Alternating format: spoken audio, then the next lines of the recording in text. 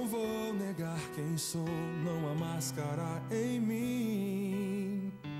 Desde quando te entreguei meu coração, não vale a pena te negar em troca de viver. Se morrer por ti, pra mim significa viver.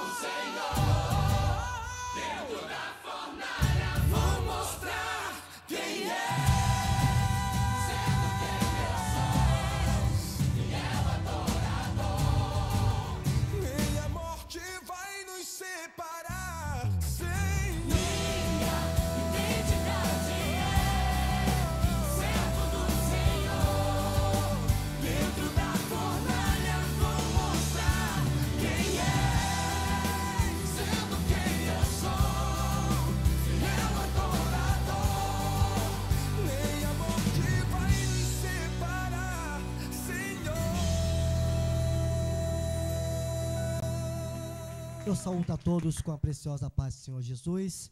Abram suas Bíblias em 2 Timóteo, capítulo 4, versículo 20. 2 Timóteo, capítulo 4, versículo 20. Quero agradecer a presença de todos aqui, dos pastores que estão aqui. Não vou me prolongar muito, prometo. O culto ontem terminou 10h40. O pastor Jacques pregou a mensagem aqui e foi tremenda a mensagem e o mover de Deus aqui neste lugar. 2 Timóteo, capítulo 4, versículo 20. Eu estava pedindo a Deus uma palavra para trazer para a igreja e para os ministros que estão aqui nesta noite, nesse dia tão especial que é a consagração do pastor Reginaldo. E Deus colocou essa palavra no meu coração e eu quero transmiti-la para toda a igreja e para os irmãos. Amém, queridos? Diz assim: Erasto ficou em Corinto e deixei Trófimo doente em Mileto. Eu quero só recapitular a parte B. Deixei Trófimo doente em Mileto. Repita comigo, 1, 2, 3. Deixei Trófimo doente em Mileto. Mais uma vez, bem forte. Deixei Trófimo doente em Mileto. Podemos assentar.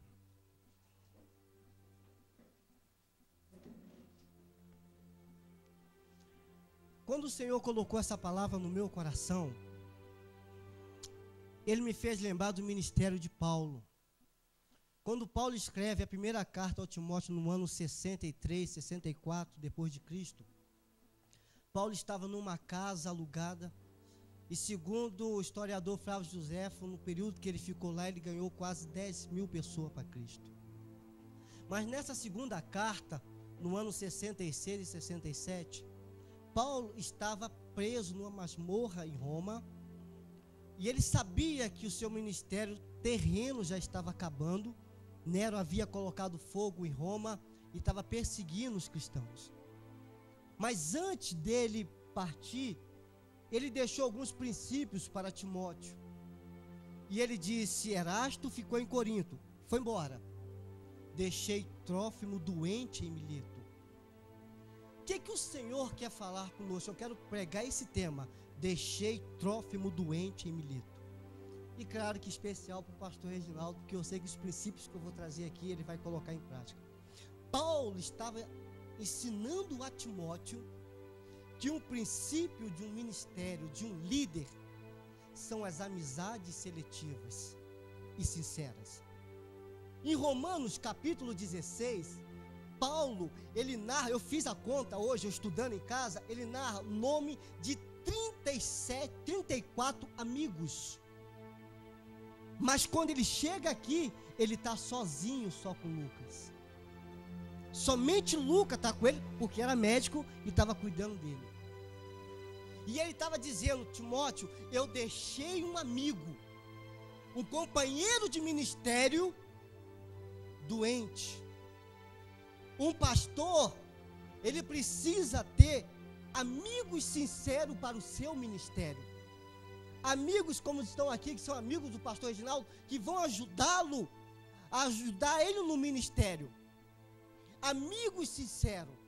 Todo líder, ele precisa ter isso. Muitas pessoas estavam com Paulo, muitas pessoas caminhavam com Paulo, mas no momento difícil da vida de Paulo, ele lembra do amigo Trófimo. E ele chega para Timóteo e diz: Timóteo, eu deixei um amigo em Mileto. Deus me fez, não fugindo do texto, Deus me fez lembrar de amigos que nós precisamos ter. Eu lembro-me que uma vez o pastor Jorge, quando eu estava na Asa Sul, e a igreja tinha uma renda muito boa, e eu era um missionário, e o pastor Jorge precisava trazer um pastor para ficar aqui no Penorte. E Penorte tinha 15 pessoas, e a sede na Asa Sul era cheio. E muitos obreiros não queriam ir para a sede aqui para o Penorte, queriam ficar na Asa Sul. E eu disse: pastor, conta comigo. E quando o pastor Jorge, no dia 31 de março de 2002, me ungiu a pastor, e eu fui para lá, muitas pessoas que se diziam amigos do meu ministério começaram a me rechaçar e me ignorar, porque eu tomei a atitude de fazer a obra do Senhor. E eu sei que na caminhada do pastor Reginaldo, ele vai precisar de amigos que o ajude, que caminham com ele até o final do seu ministério. E eu quero lhe perguntar à igreja: ele tem amigos aqui hoje? Levanta a mão comigo. Deus, meu querido, tremenda essa palavra. Tinha um paralítico. Jesus estava na casa de Pedro e tinha um paralítico. E a Bíblia não diz em Marcos capítulo 2 se era parente, mas aquele homem precisava ser curado. Mas ele tinha 4 amigos que estavam ali com ele. E aqueles 4 amigos resolveram ajudar o paralítico, porque amigos acreditam sempre na possibilidade de mudança.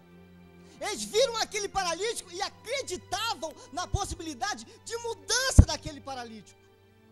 E foram então tentar colocar Jesus lá dentro, ou melhor, o paralítico onde estava Jesus. E não tinha como, porque tinha uma multidão na porta. Então eles resolveram fazer um buraco no telhado, porque o amigo sempre estão dispostos a nos carregar no colo e abrir porta aonde não tem porta. Carregaram ele no colo, subiram o telhado para colocar o paralítico, porque há momento no nosso ministério dos pastores, sabe disso, que nós precisamos de alguém para nos ajudar e nos carregar no colo, e nesta hora não tem ninguém. Paulo chega a dizer: Timóteo, vem estar comigo aqui, traz a capa que esqueci em Troa. Eu preciso de um amigo. Amigo abre porta aonde não tem porta. Amigos ministeriais caminham com a gente quando aparece obstáculo na nossa vida. Amém, querido? Eu vou orar a Deus para Deus levantar sempre verdadeiros amigos aqui. Fala para o seu irmão: você é um verdadeiro amigo? Pergunte para ele. O segundo princípio que Paulo me ensina, querido, o segundo princípio que Paulo me ensina em Erasto, no ministério, é o princípio do reconhecimento da gratidão. Isso é muito forte. Erasto ficou doente em Mileto. Paulo estava dizendo: ele foi grato comigo. Ué, pastor, onde você acha isso? Em Atos capítulo 20, quando Paulo entra em Éfeso, diz os historiadores que tinha 1 milhão de efésios que estavam ali. Paulo, depois de passar em Éfeso, ele ganhou 200 mil efésios para Cristo. E a evangelização de Paulo foi tão forte que a multidão queria predejar, porque a renda daquela cidade já tinha cessado por causa dos ídolos que não estavam vendendo mais. E eles estavam para predejar Paulo. E Erasto e Trófimo estava com ele ali. Trófimo, Paulo disse: não tem nada com você, é comigo. Mas Trófimo disse: não, eu quero estar na cadeia com você. O reconhecimento da gratidão. A pior coisa que tem para um ministro é quando o pastor, o presidente, sabe muito bem disso, quando Deus usa ele para abençoar alguém, para fazer o reconhecimento daquela pessoa, do ministério daquela pessoa, e quando aquela pessoa já está no 4º degrau, ele esquece do primeiro, de quem ajudou ele. Calabachuri, calabandarachuri, calabás. Ele esquece do primeiro.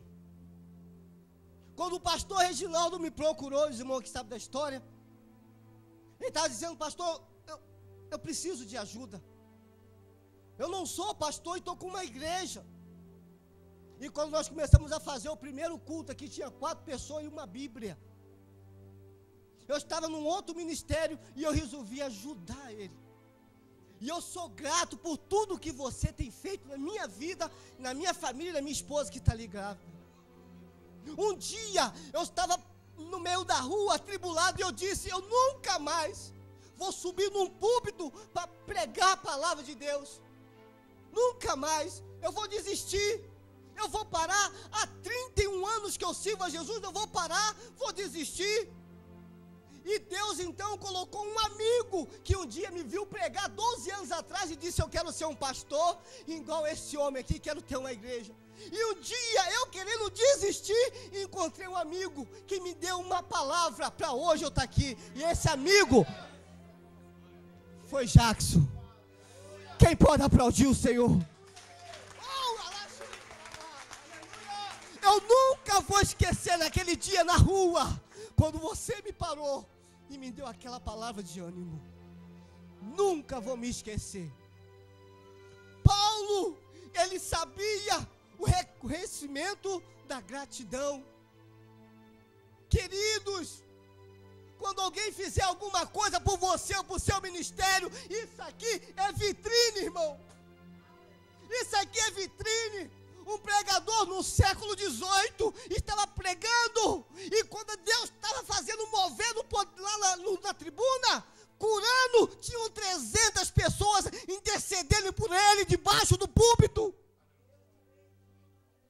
Seja grato àquela pessoa que te deu a mão um dia. Seja grato, faça como Paulo, mesmo perto da morte, ele foi uma pessoa que teve o reconhecimento da gratidão. Eu deixei Trófimo doente em Mileto. Eu não esqueci dele. Um dia ele foi para a prisão comigo, ele estava lá comigo. Timóteo, meu filho, vai lá e fala para Trófimo que eu sou grato por tudo que ele fez.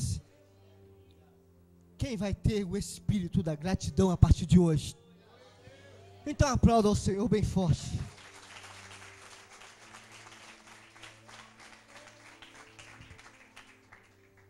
Eu coloquei tanta coisa aqui, mas por cada hora não dá. Terceiro, o pastor Jacques pegou 1h30 ontem. Terceiro, o princípio do ministério de um homem de Deus: a responsabilidade com a obra de Deus delegado a ele. Deixei Trófimo doente em Mileto, eu tenho responsabilidade com aquele homem. Eu não posso estar lá, eu estou na masmorra, mas você, Timóteo, pode ir. A responsabilidade que um pastor, que um líder tem que ter com a obra que foi delegado a ele e com as ovelhas. Queridos, eu estava pregando em uma igreja e eu precisei falar isso. Eu estava pregando sobre a arte de derrubar gigantes e Deus colocou algo no meu coração. Às vezes aquilo que nós aprendemos no seminário, a hermenêutica, homilética, mas às vezes a gente lê um versículo e Deus fala algo profundo com a gente. Quando Davi foi derrotar o Golias, todos nós, pelo menos eu nunca vi ninguém falar sobre isso, mas todos nós a gente só fala das pedras.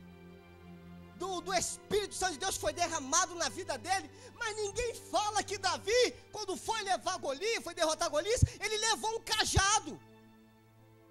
1 Samuel capítulo 17, versículo 40, diz que Davi estava com um cajado na mão. Um cajado na mão. Davi pega o seu cajado e sai ao encontro de Golias. Se você quer vencer os gigantes do seu ministério, você não pode abandonar o cajado. O cajado, irmão, fala da nossa chamada ministerial. O cajado fala da responsabilidade com a obra de Deus. O cajado fala da nossa origem, da onde Deus nos tirou e da onde Ele está nos colocando. Tem pessoas que nesse momento faz a obra de Deus, mas quando começa a crescer, o cara andava de bicicleta e tem um carrinho melhor e esquece o cajado. Quer ver um homem que não largou o cajado nem na morte? Jacó. Gênesis 28 diz que Jacó saiu, e dá para você entender que ele saiu sem nada. Passa-se 20 anos, Jacó está rico, com seus filhos, e quando ele faz uma oração em Gênesis 32, 10, ele diz assim: eu te glorifico a Deus, porque quando eu saí da casa dos meus pais, eu só tinha esse cajado. Eu só tinha um cajado, e vejo que Deus me deu. Quando ele está no leito da sua morte, que ele vai abençoar os seus filhos, Hebreus capítulo 11, versículo 21, diz que Jacó, pendurado no cajado, ele abençoou os filhos. Ele saiu de casa com o cajado, ficou rico, continuou com o cajado, e no leito da morte, ele não deixou o cajado. Sabe por quê? Quando eu estive no Gideões Missionário em 2007, eu ouvi o pastor Paulo Marcelo falar algo muito importante. Pastor Paulo Marcelo diz que no cajado dos patriarcas era escrito as principais fases da vida de um homem. Então ali estavam as principais fases da vida de Jacó. Quando Deus exaltou ele, ele lembrou que um dia ele saiu sem nada da casa do pai. Quando Deus exaltou ele, ele teve o reconhecimento que não tinha nada, porque era escrito as principais fases da vida de um homem num cajado. Não deixe ninguém tirar o cajado que Deus tem preparado para você. Amém ou não amém? Enquanto eu bebo um pouquinho de água, aplauda o Senhor bem forte.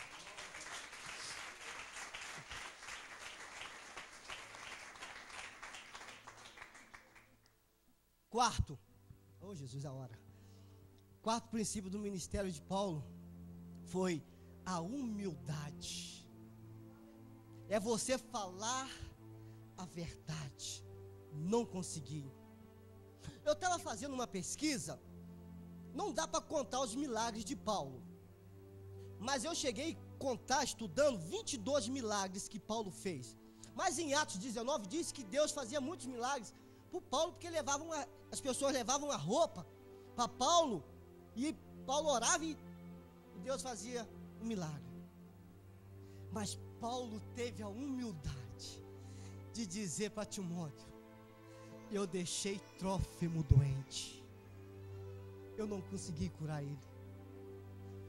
Poderia não estar escrito isso, mas estava falando da humildade do ministério de um homem de Deus. Eu deixei um homem doente em Mileto. De tantos milagres que eu fiz, eu não consegui curar ele. A responsabilidade é sua, Timóteo. Oh, aleluia. Tem pastores que se acham super-homem, que ele é o bambambam, meu querido. Deus nunca vai usar você em tudo. Deus sempre levanta outro. Deus tira do nosso fracasso a excelência do nosso ministério. Não existe nenhuma pessoa no mundo que possa fazer tudo. Deus sempre levanta outra pessoa para ajudar você.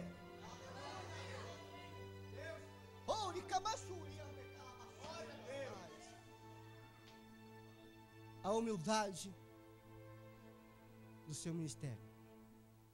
Pregando pelo Brasil, sou carioca, sou lá do Rio de Janeiro. Consagrei o meu pai a pastor. E quando eu cheguei em Vila de Cava, que eu era da roça, todo mundo queria ver aquele menino que saiu sem estudo, sem nada, e estudou no seminário do Paulo Levo Macalão ali na Baleia. Todo mundo queria ver a igreja lotada. E eu, pensa que Deus me usou? Só vi os pastores. Eu tive que reconhecer a humildade do meu ministério, que quem tem que ser honrado é Ele. Amém, querido? O quinto, fala para o seu irmão: Deus vai te dar um ministério da humildade aqui nesta noite. O quinto, que está quase com esse, o ministério da honestidade. Paulo diz em 2 Coríntios capítulo 8, versículo 21, a minha preocupação não é andar honestamente perante o Senhor, mas também perante os que estão lá fora. Eu já contei isso aqui um dia, um pastor dessa cidade, né, não precisa falar o nome, estava no púlpito e o fogo descendo da igreja, né, do manto, e os irmãos tudo aplaudindo e rodando na igreja. De repente ele começa a ver entrar uma geladeira, começa a entrar um fogão, e a mulher diz assim: bota minha cama aqui, os meninos ajudando. E aí ele parou, ele de preto ficou branco, e disse: mulher, o que você está fazendo? Ela disse: o mesmo homem que tem na igreja, que é uma bênção, eu quero ele dentro da minha casa. Porque aqui fala para a igreja que eu sou a coisa mais linda desse mundo. Fala para a igreja, os irmãos abraçam, que pastor maravilhoso, que bem. Mas quando passa da porta para fora, me espanca, deixa meus filhos passarem fome. Então eu resolvi vir morar na igreja, porque é o homem que eu quero, está dentro da igreja. A honestidade. Paulo falou isso. Timóteo, eu deixei um homem doente. Eu quero ser honesto, eu não fiz tudo. Ainda está faltando alguma coisa para me fazer, mas eu não tenho como sair dessa masmorra. Você tem que fazer isso. Um dia no Rio de Janeiro, tem um evento muito grande lá no Rio de Janeiro, que vai vários pastores famosos, e o Abílio Santana pregando nesse dia. Ele foi em Roma pregar numa igreja na Itália, e levaram ele em Roma e foram levar ele aonde Paulo ficou encarcerado. A Bíblia, eu estou falando porque ele falou, então não estou fugindo da ética. Que ele, quando pregava, ia para o quarto, aquele monte de dinheiro em cima da cama. 4 BMW, 0 quilômetro dentro de casa, relógio de ouro, que não tem nada a ver. Mas quando o pastor foi com ele levar onde Paulo ficou, ele começou a chorar, porque não é muito visitado, e é difícil o acesso. Sabe o que ele estava dizendo? Meu Deus, o que eu estou fazendo com o meu ministério só para ganhar dinheiro? Não! Oh, manarachuri comanai! Só para ganhar dinheiro. Pastor, me perdoa, eu preciso falar algo aqui. Eu preciso.